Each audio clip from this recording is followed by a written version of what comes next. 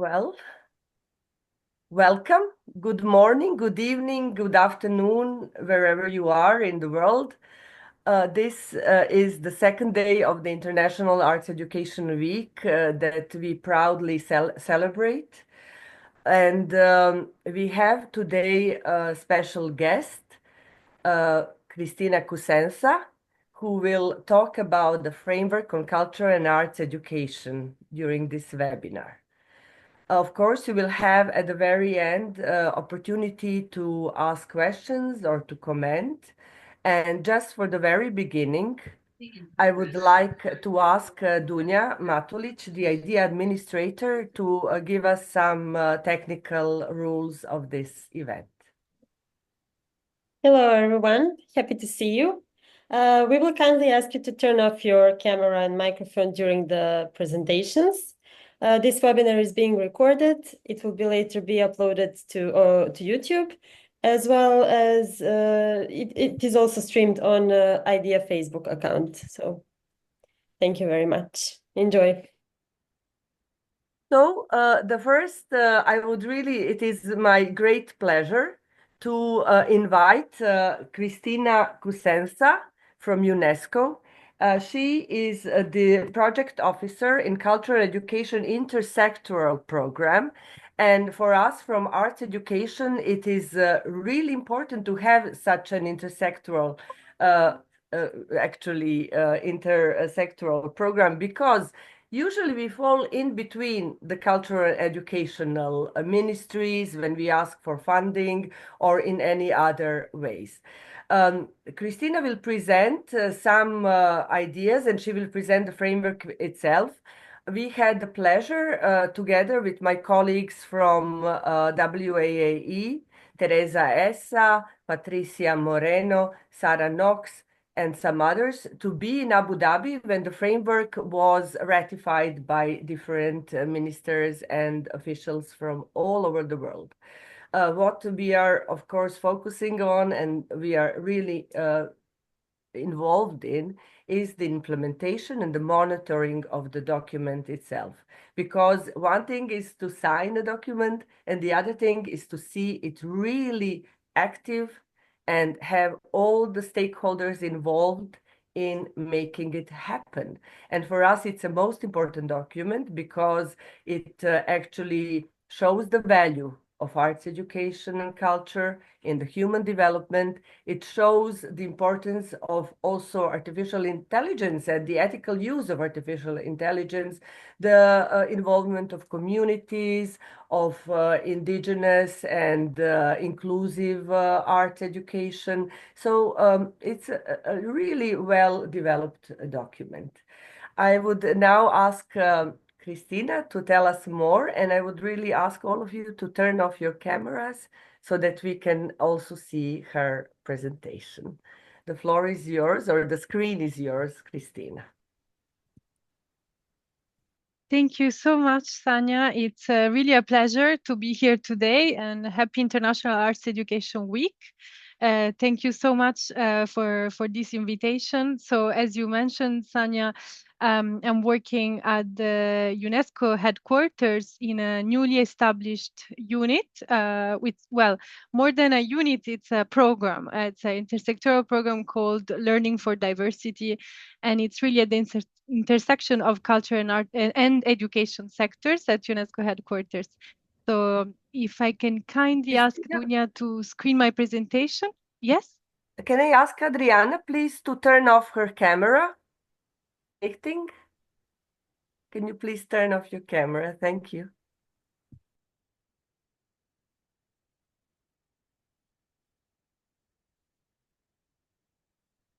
Okay.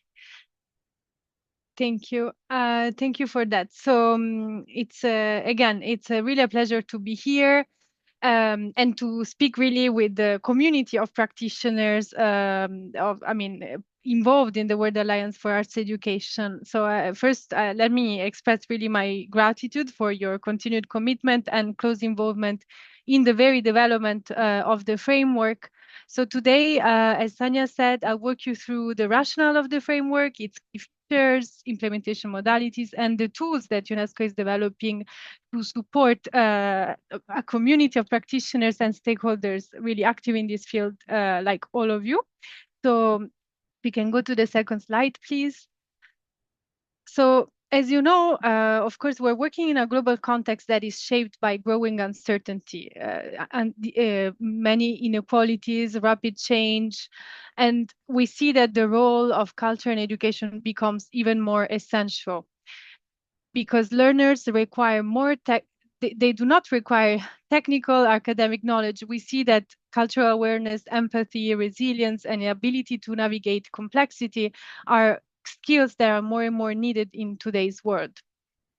So the framework really responds to this urgent need to transform education by positioning culture and the arts as essential to sustainable development, peace building, and inclusive societies.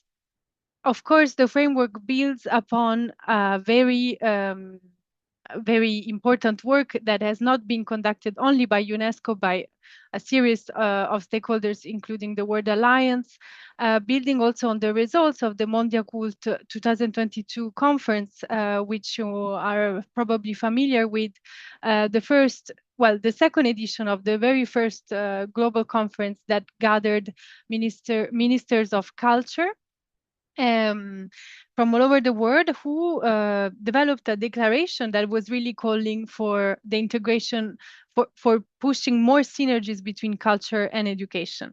And this work also builds on a recently UNESCO adopted recommendation by UNESCO, the 2023 recommendation on education for peace, human rights, and sustainable development.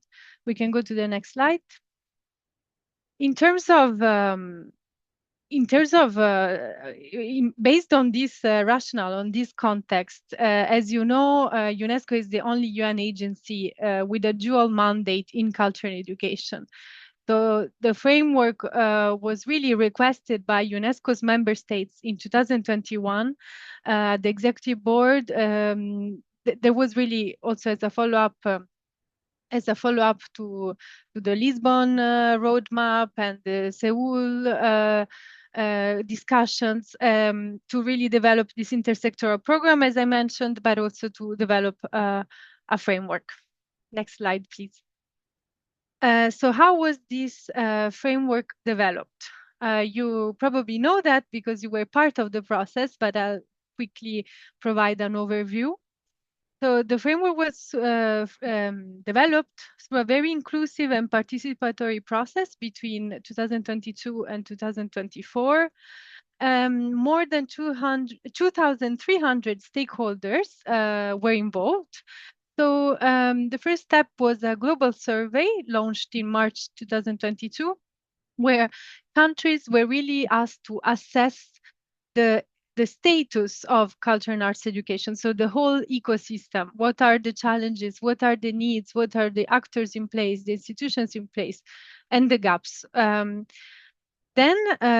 also in 2022, an international expert meeting was held in Seoul, Korea, supported by the CASES, the Ministry of Culture and Arts Education, which was important to really agree on a vision, on an idea, what constitutes culture and arts education? Why also am I talking about culture and arts education, not only arts education? That's where the conceptual grounds for this definition were really defined. Following this, 5 regional consultations were conducted in all the world regions to really make sure to integrate perspectives from different continents. We know, for instance, in Africa and Latin America, for instance, we saw really a call for the integration of indigenous knowledge, as Sanja also you mentioned in your introduction, and cultural diversity in education systems, whether formal, informal, and non-formal. And then a multi-stakeholder dialogue was held at UNESCO headquarters, where, of course, many of you were present, and this involved also, of course, organizations like yours, cultural education institutions, youth, indigenous leaders, and cultural professionals. Was a really good platform to reflect together on the way forward. And finally, but not last, a global survey was conducted with the involvement of teachers and educators in collaboration with the World Alliance for Arts Education. So really, that was a really important step to ensure that the framework would reflect the perspectives of those that really implement arts education. So really the educators. Next slide, please. And so, as Sanja, you mentioned again in your introduction, the framework was, after this very long consultative process, was finally adopted at the World Conference for Culture and Education and Arts Education in February 2024, last year, where we saw the presence of 125 countries. So it was really a pivotal milestone for UNESCO and for our field, really having the agreement of all these ministries on a vision for culture and the arts is critical. However, of course, this document remains unfortunately not a legally binding document, but still relevant. So I'll quickly walk you through its main features. So if we can go to the next slide, please. Thank you. So, of course, at its core, the framework really recognizes that educational content and approaches must reflect cultural diversity, promote human rights and sustainability, and equip the new generations with the creative intercultural skills they need for the future. So we see that the framework is characterized by this broadened concept of culture and education. Of course, I'm not here to explain to you that the concept of culture has evolved over time and that it's really there has been growing awareness that culture goes beyond tangible heritage, what is considered in a very European Western approach, the arts, but rather it really integrates, covers the whole way of life, knowledge system, and complex set of values and skills of communities around the world. And of course, in terms of approach, why is it holistic and transformative approach? Because the framework recognizes that learning does not happen only in the classroom, but across formal, non-formal, and informal learning environments. Another key feature of the framework is, of course, the recognition of cultural professional artists, cultural actors as educators, and a commitment to really contextual and culturally relevant educational approaches, which are really grounded in learners' lived experiences.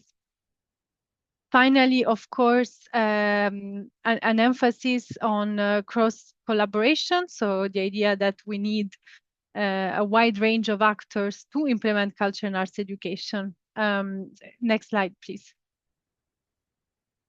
In terms of guiding principles, of course, the framework is innovative because for the first time really links culture and the arts with human rights. So how culture really contributes to sustainable development and is linked to fundamental freedoms of citizens and individuals and communities. The principle of co-creation is really critical, as I was mentioning, the idea of cross-collaboration, co-creation, this participatory approach to education through the integration of culture and the arts. And of course, a perspective that acknowledges lifelong and life-wide learning. That again, learning happens beyond formal education spaces. It happens in the family. It happens across all stages of life, not only during our childhood, not only schools, but in museums, in heritage sites, at home, in the streets, and in cultural spaces. I think we can go to the next slide, please. So, as I mentioned, here we have an overview again of the guiding principles of the framework. which I think I already covered. So we can go to the next, please. Next slide. Thank you so much. In terms of now, this is, I think, also for the follow-up to the framework, something I would like to focus on, the strategic goals of the framework, which really identify the areas, the priority areas for this work. So again, the aspect of accessibility of culture and arts education, inclusion and equity in and through arts and culture education, which is really, really important. The idea that everyone, whoever they are, wherever they are, they should have access to it. The idea, of course, of having quality, contextual, lifelong and life-wide learning, as I was mentioning. The idea that culture and arts education really contributes to the appreciation of cultural diversity and the capacity for critical engagement. And this, as you know, has been proven, is not just an idea, it's really a recognition of this contribution, culture and arts education. The skills that are promoted through the type of through culture and arts education, so to really shape resilient, just and sustainable futures. So again, not just to learn about other cultures, but really to become global citizens, to become citizens that are aware, critically engaged with information, with others. And finally, but not least, the institutionalization and valorization of culture and arts ecosystems, which even if we know that on the grassroots level, the community level, we see culture and arts education happening every day, unfortunately, as you know, it's not often recognized at the policy legal level. And related to this, we have 8 implementation modalities outlined in the framework. So first, governance, legislation, and policies, which, as you know, in many countries, these policies are really cultural and education ministers, as you say, Sanja, they don't really speak to each other. So we really try to encourage this dialogue between the ministries and stakeholders involved to develop really policies and laws that protect and promote this. Learning environments, of course, as a key area of intervention. Learning experiences, teachers and educators as key actors. Digital technologies and AI, as you also mentioned, because they're really not only a tool, but really an enabler of culture and arts education, of accessibility, but also can pose many challenges, as we know, for instance, to the intellectual property of communities, of cultural heritage, holders, knowledge bearers, but also provides several opportunities. Of course, partnerships, interinstitutional coordination, as I mentioned, financing, and which is key, of course, and then research, data, and assessment. Again, how do we track progress? How do we how do we gather relevant data in this field? So we can go to the next slide. So based on this framework, again, it's not a legal instrument. So following its adoption, UNESCO has been working a lot with the member states and a series of partners to develop concrete tools, really, that would help to implement the guidance, the guidelines, the principles, the vision behind this framework. So I'm very pleased to announce that this year at the Mondiacult 2025 conference, so which will happen in September in Barcelona, in Spain, we will launch an implementation guidance for the framework. So what is this guidance? Of course, we know that each context is different. So so this guidance will have to be adapted to each context and each specific, need. However, we felt it was important to really unpack the framework's principles, goals, and implementation modalities to really provide guiding questions for critical reflections. So the guidance is really addressing stakeholders, policymakers, and practitioners. So it will be structured in a way that depending on the type of work you want to do, the area in which you want to act, maybe you want to prioritize digital technologies or financing. There are different chapters where there are a series of guiding questions, a series of concrete practical tools and tips for practitioners and policymakers. So it's really a set of recommendations for designing inclusive, culturally grounded strategies that are, whether they're regional, national, or local. And importantly, it will also highlight a very wide range of case studies and good practices in culture and the arts. So from across the world, of course, this selection is not exhaustive, but it will help the idea is to really give inspiration to organizations, individuals working in this field for their work. Again, this is not a one-size-fits-all manual. It's designed to be adaptable, practical, and responsive to different contexts. And the idea is, based on this guidance, to then really develop more targeted toolkits and step-by-step guides for different actors. For instance, we are now going to as a first pilot, let's say, based on the guidance, we will launch one for organizations working at the grassroots level, specifically around heritage projects, how they can strengthen the educational component of their projects. And this is just an example, and the opportunities are many. So I think this is where the World Alliance, the big network of experts and practitioners that you are, would really be helpful to have your inputs on what you think is most needed also in this sense. Another way to promote the implementation of the framework is, of course, promoting opportunities for knowledge exchange. So in this regard, apart from expert forums, conversations like this, we will also establish an online repository of good practices, and not only good practices, but also pedagogies, approaches, lessons plans, a platform where we can gather all the relevant resources that may be useful to practitioners and policymakers in this field. And again, last but not least, monitoring. As you mentioned, monitoring is really the biggest challenge because this work keeps happening on the ground, but we don't have the data. So how do we really make sure to track progress of what we do in culture and arts education?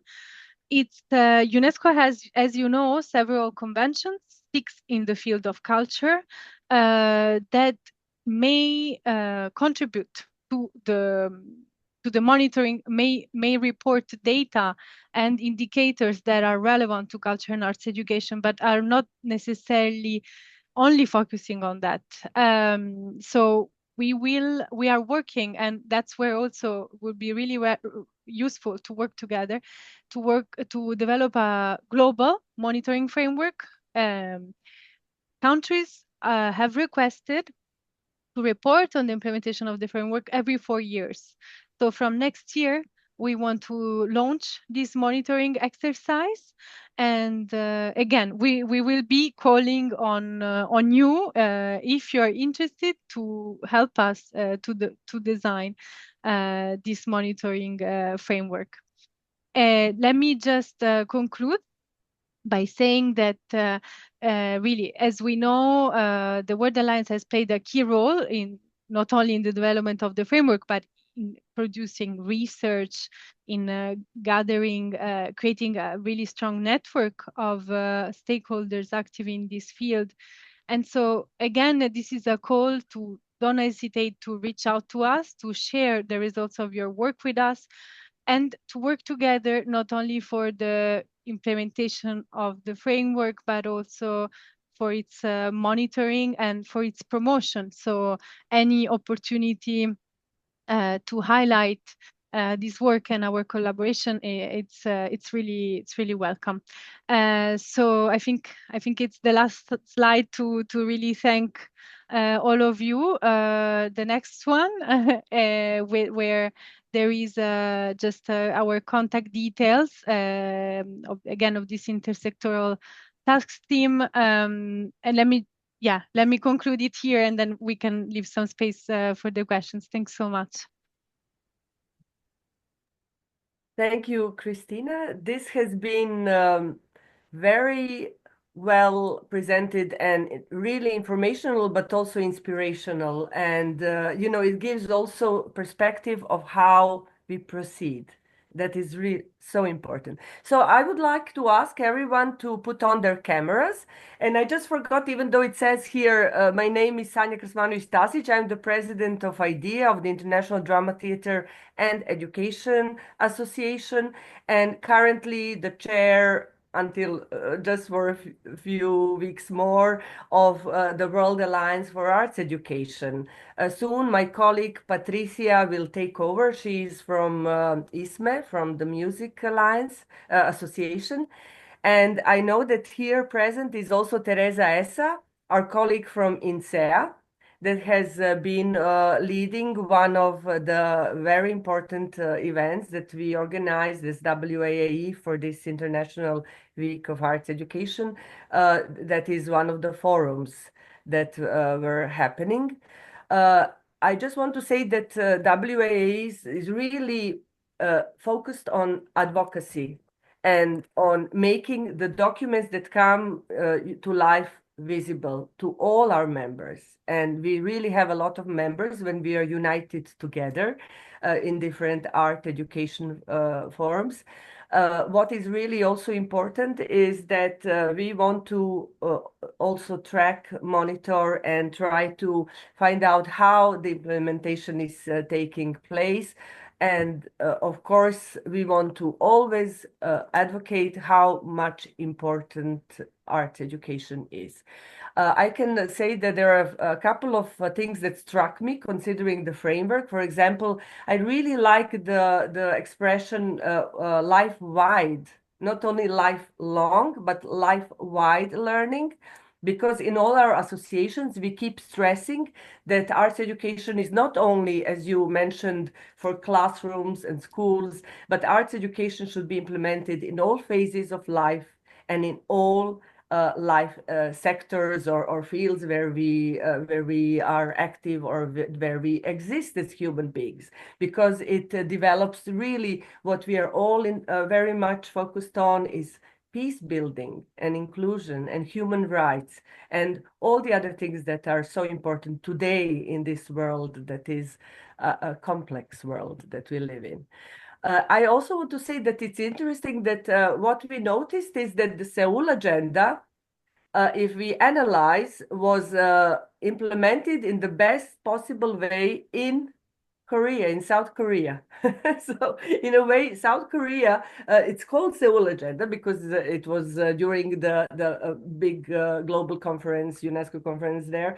But we are really hoping that the framework that doesn't have a name of a city or a country or a place will be implemented globally, because it is so important. You, Cristina, is anthropologist and cultural worker that also worked a lot in East Africa and Kenya, are aware how diverse, of course, our environments are and how diverse are possibilities for people to experience art education and culture in some countries, and how it really should be accessible to all. And sometimes we speak from our own positions, comfortable positions in different countries in the world. So I would really like to open the floor, but I would like for the beginning to ask Teresa colleague from the Presidential Forum of the World Alliance for Arts Education, maybe to say a few words how it was yesterday. And we would also like, before Teresa starts, to say that we ourselves are always working on documents that work on advocacy. And the last document is the Athens Declaration, the result of the global summit that took place in Athens in October. So that will be presented on Saturday during this week. Teresa, the screen is yours, the floor is yours. Hello everyone. Thank you so much for this presentation, Cristina. It's really important for us to understand the context, the framework for culture and art education, and also the way that the World Alliance can collaborate. So thank you so much for the invitation. And the Alliance is already, as you said, collaborating in the first roadmap for art education in Lisbon in 2006, and Joaquin can confirm he was there also. And I'm very proud to be Portuguese because it was done in Portugal. And maybe because of that, my country is so keen on art education. And I think it's important that all the countries, they have this focus on quality art education for everyone. And that's what we also aim, everyone. We aim not only art education, but quality art education, affordable for everyone, not just for a few. So yesterday we have a big forum, one in the morning and another in the afternoon, and some ideas, some recommendations pop up from the discussion. And one very strong rationale is art education for well-being, mental health, preserving cultural diversity. Also, this pop up a lot, and also to foster critical thinking and creativity. So this was really important in all the discourse, and we have people from formal education, informal education, museums, universities, schools, community artists working in education. And I suppose Vilma is there. She was there yesterday also. And Vilma brought very interesting question about artificial intelligence, for example, and the way art education can deal with with this technology, and how can we prepare our students to use the technologies in ethical and also critical ways. So it was very interesting, and I suppose we'll make some result of that, maybe a special issue in a journal, because the conversations were really relevant for everyone. And there was the last but not least, one recommendation to think also about art education in conflict situations, for vulnerable populations, and giving more budget for programs working in the field of humanitarian aid and vulnerable communities, because it's really important. So thank you very much for having this chance to tell you what happened yesterday.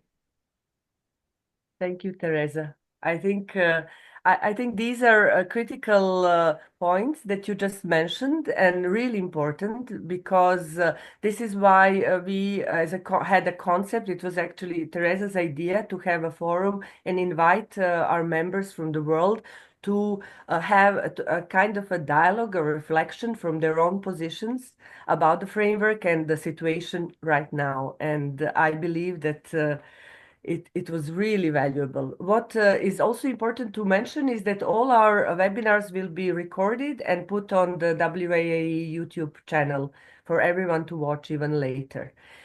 I want to invite, if anybody would like to comment or ask a question to Cristina or us, Teresa and me, or just to say a few words about the presentation that you just heard. If no, we can also ask people, because there are not too many of us. I think it would be very interesting to hear who is here and from which association, because we invited our members. So maybe we can start from Vilma. Can you just present yourself shortly? Yes, Sanja, thank you. And my apologies, I came in late. There is a difference. I am in Aruba. I am a dance pedagogue and dancer, performer. Right now, rewired, I say, instead of retired. Trying to contribute around the world. We have my husband is also Stan Kiperi. He is an artist. We both have been in Paris for the in 2012 for the first launch of the Arts Education Week, and we have both been making the curriculum for primary schools until secondary schools in Aruba. The arts curriculum that is. And I was appointed to do the dance curriculum for the first time. So we have been having in various levels a lot of activities in Aruba, from the dance festivals, bringing the world stage to Aruba, since I was dancing in a French dance company, contemporary dance company around the world. And I thought, if I can do that, I would like to inspire any Aruban. And this World Alliance organization have invited me in 2012 in Paris to give some information, and also in Jamaica before, on how we make the curriculum of dance and art for the student teachers institutes. That's what we have been doing in Aruba. Because we don't have, no country has a budget to have professional dancers, dance teachers to come and teach the discipline of dance or arts specifically in general in a school. So then we thought of a way to include it in the curriculum. So we have arts, we have dance, drama, arts, visual arts that includes also video in that time. Now we are more developed in all the technologies and music. And we had in the first year a musical where the students are to being introduced, making a musical on a theme that they think together that is important. And most of the years it has been on sustainability in all its senses, for the human rights, for the climate. Really important. So musical on these important themes. Yes. Yeah, amazing. Thank you so much. Thank you. And also for joining us from Aruba. What is the time in Aruba now? Right now it's 8:45 in the morning. Okay. Thank you. Thank you for the invitation. Yes. Joachim Rice, as we all heard, in 2019 organized the Frankfurt important WAAE conference, where as the result we had the Frankfurt Declaration, that is another important advocacy document. So I would like just Joachim to present himself and maybe say a few words about the framework or whatever he wants. He is my colleague from IDEA. Yeah, Okay. Thank you. Yeah, welcome. Well, I'm Joachim from Frankfurt in Germany, and I'm still, since not only since 2006, but the UNESCO official UNESCO work started in 2004, and then 2006, and so on and so on. And we are still waiting for response in Germany, yeah, from the official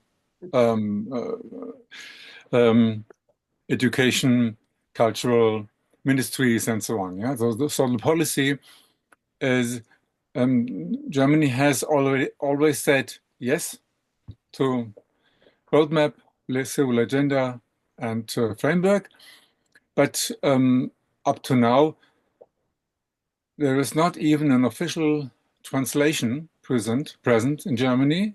So of course we have translations of the framework, but there is no official translation. And we are waiting for the official translation. And of course, you understand that nobody can really work on the framework implementation if there is no translation, because we Germans don't speak English. That's sorry. And so it's still our task in Germany from our different associations to work on that. And we are thankful that WAAE is organizing such events, yeah, and that UNESCO is open for contributing and being in contact. And so, well, we are still on the way to even inform a German policy about the framework. And of course, we will try the same for the implementation. And we will need this contact to UNESCO and the discussion, especially for formal education, because at least in Germany, formal education is for everybody. Every child has to go to school. There's no escape. And if art education is not part of this system, it's always different from rich families, poor families, from city regions to rural regions, and so on and so on. You can imagine that from school to school, and that's bad. And we try to make it better. Thank you, Joachim. Cristina, would you like to say something? Yes, thank you so much. I just wanted to thank everyone and Joaquin. I just quickly reacting to what you mentioned, which is very important, the issue of again translation, which means accessibility to all of this document. I just want to encourage you, which I mean, I'm sure you are probably either already done it or maybe aware, to always approach the National Commission for UNESCO for to have their support for this type of initiatives. They're very active. Yeah,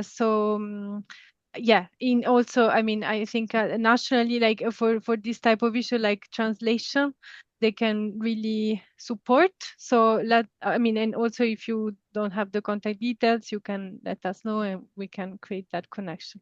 Thanks. Yeah, thank you. We are in contact.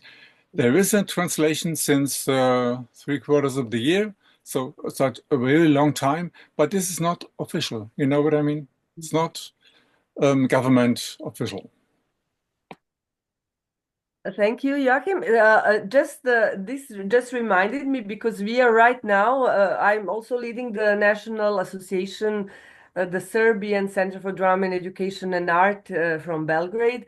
And we are right now actually translating ourselves the document, and also the Athens Declaration and the framework, and what we want to promote it. And then we want to actually go to the officials and send them the document and remind them, hey, you see, this is the document. And some of your representatives of the Ministry of Culture were in Abu Dhabi, and I met with them. So it's like also doing the other way around, bringing them the translation, and because maybe some of them do not understand also English. Maybe it's good that they read in our languages, in Serbian language, in German language, and then to be reminded that this very important document exists, and that they should support financially and in other ways our field that we are working in. So we also have Adriana Nichting.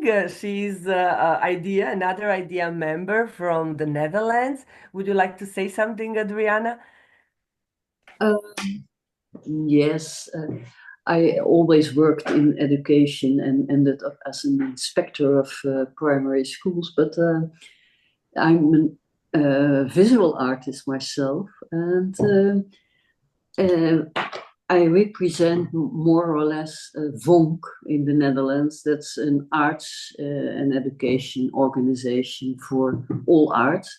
In the Netherlands, yeah, we are busy with the curriculum, And in that part of the education, the statement is also, there are also the arts described, but it's changing, and it is every school has, some schools are very good in it, and other schools they push it away a little bit.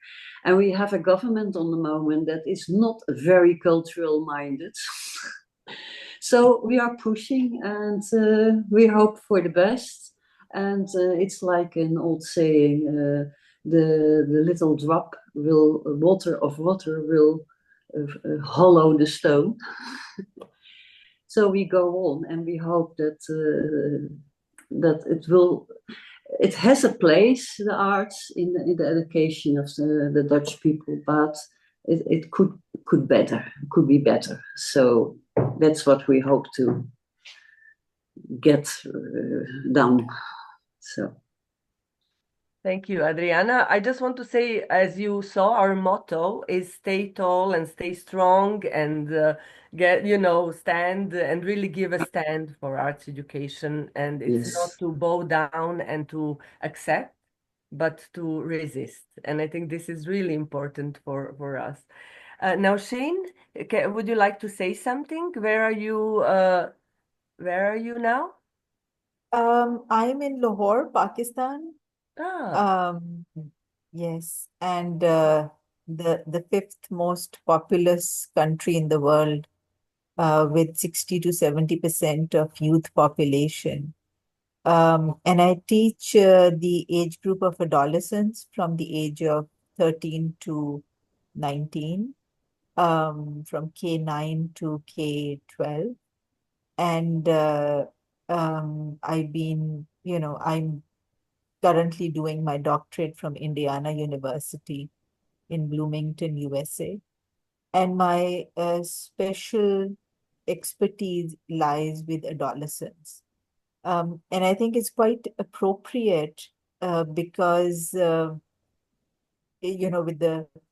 this humongous youth population that we have in Pakistan, and also in other South Asian countries, being Bangladesh and India, it's very pertinent with the literacy rate. And I'm really very happy to hear that in Germany you have no other option but to go to school. Unfortunately, over here we have millions of children who are out of school. So the scope of art education, and I think this is where UNESCO certainly plays a very vital role and can play significant role in making art education, much more accessible, especially to countries like Pakistan, where it is not recognized, it is not a part of the public sector education. And even for private sector, it is a privilege because of, the kind of expenses which are incurred and connected to it, or the resources. So in that way, I think now with the social media, visual literacy plays a very vital role with, visual culture, art education, which can play a very, very important and significant role in addressing and maybe, increasing some sort of literacy for all of these youth who are out of school because of lack of resources. So I personally, I mean, probably 3 decades earlier, it would have been very difficult. But now, because of, the smartphones, it is very, very approachable, and probably will be very efficient if certain programs can be designed. And, if this sort of an approach to literacy, becomes the focus for UNESCO, then I think this kind of intervention will really put a lot of resources, human resources, into much more effective and much more positive roles. So I'm really excited about all the framework that you were mentioning. Cristina was talking about, and how the art education, the art education and the cultural amalgamation with that kind of framework. I think can really do wonders. So thank you. Thank you so much. Thank you also for joining us. I want to ask if anybody that has their camera off would like to say something or present, but please put on your camera. If not, no. I believe they're also from different parts of the world. Yes, okay, can you please say something? Where are you now? What part of the world? I'm sorry, I missed the presentation, and I don't know clearly what is about. What is about? I think it's about the culture and art education is very important for implementing the UNESCO framework. I'm from South Korea. I'm now working at the University of Jeonju National University of Education. Is for the free service primary school teacher. So I'm teaching art education theory and practice now. But before I'm doing this work, I have taught the secondary school students the art practice. But now I'm not clearly know about what is culture and art education, but I heard about those kind of issue from these participants. So it's always changing the value and meaning of art education. And we know it's very important, but there are very diverse interpretation about the culture and art education. And also there could have very various interpretation about UNESCO frameworks. So in this situation in South Korea, we have very big issue about the political and economic and ecological issues in these days. So maybe it has to be interpreted about the UNESCO framework in the context of South Korean situation. But I'm not clearly know, but we are trying to find how we can contribute as art educators for those kind of UNESCO frameworks, and also what is most important things to be solved. Yeah, so it's kind of what is the most important, and the next what we have to do, what we have to think about. So I'm still thinking and confused, and also I'm sorry I missed the presentation. I'm very confused about the time differences. So this now is about 10 o'clock in the night in South Korea. So it's time difference. So maybe next time I keep on time. Thank you. Thank you so much for joining. And I think actually what you said is really important, because it was difficult to create the framework and somehow reconcile even different terminologies, you know, and I think this is why also culture was added, because there are different interpretations, and some countries don't even recognize what is arts education, what does it imply. And with the word culture, it becomes much wider and much more actually accepted in many countries. So I think this is also important. And, you know, if you work in international associations, as we do, it's you really realize what a diverse world we live in, and to make just one standard or one document, it's a huge task. But also what we have to be, all of us have to be open, and we have to accept, and we have to be tolerant, and we have to listen to each other and accept our differences and somehow move together. So I just want to ask if Ji-yoon or Dr. Jemina Watstein would like to say something or not, because we have already reached the end of our session. I just want to say, yes, Cristina, please. Yes, sorry. Thank you so much. I just wanted to quickly react to what Story, if I'm not pronouncing it well, said. I'm sure that Sanja was gonna mention that there will be a recording of the presentation, but also that like two key messages, maybe two ways in which you could contribute to this work in the upcoming months will be a call for case studies and good practices in this field.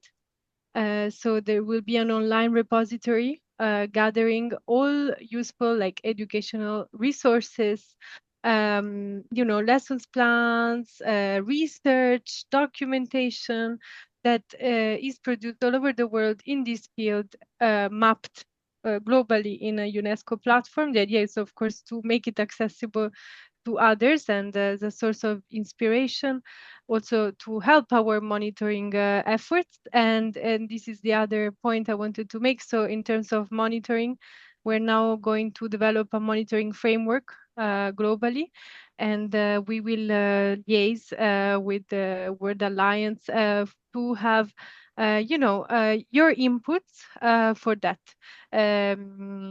So because and that's for us critical in order to build that, to understand, you know, what are your challenges to monitor the progress you make on the ground, whether it's in the classroom or outside. So that's just what I wanted to add. But you can access the presentation, and I can also add some links in the chat now. Thank you. Thank you very much.